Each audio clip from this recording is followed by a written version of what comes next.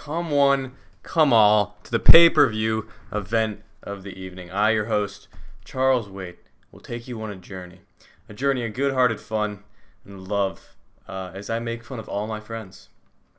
First up, we have Ben.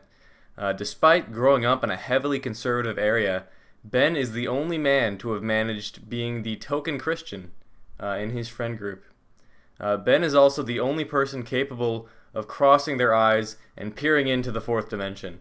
Sadly, this feat is only capable when playing D&D and anything important is happening. Speaking of amazing feats, Ben is also a musician, capable of such acts such as playing Leaves on the Vine and Almost Something in the Way by Nirvana. Next up, we've got a classic. This is Lester. Funny thing, she actually has a twin sister. Need I say more? This one is interesting. She alone is actually the second largest purchaser of military-style pants in the world, second only to the U.S. military. Some of her hobbies include putting her hands inside of her pockets and saying, dude, when she's upset. Dang, this one has been around since day one.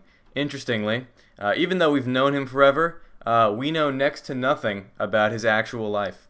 In his free time, he likes to repeatedly get perfect scores on the SAT, not because he likes the test, but because he likes seeing other people do worse at it than him.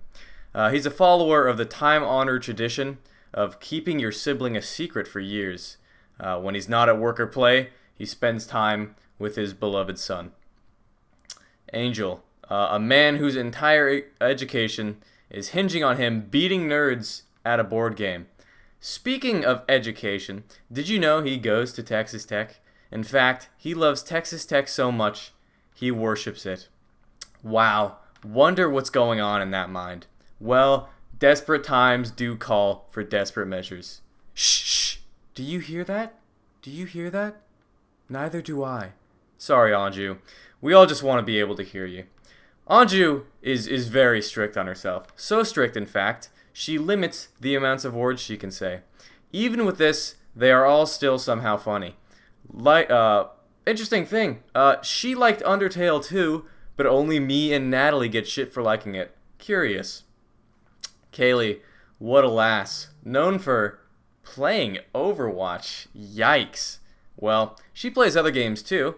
Take Just Dance, for example, where she has rigged the system to guarantee that I get last place every round. Or maybe that's just her godly luck, which to this day still boggles my mind. She's not all bad, though. In her free time, she likes to act as Natalie's personal chauffeur.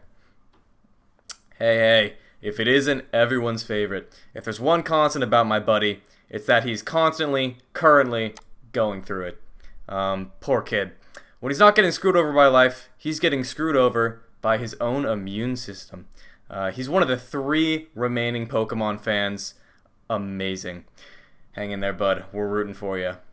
Shrishti, what a legend. 4'11", still thinks she could beat me in a fight. Supposedly not the best driver, but that might just be because she can't look over the dash.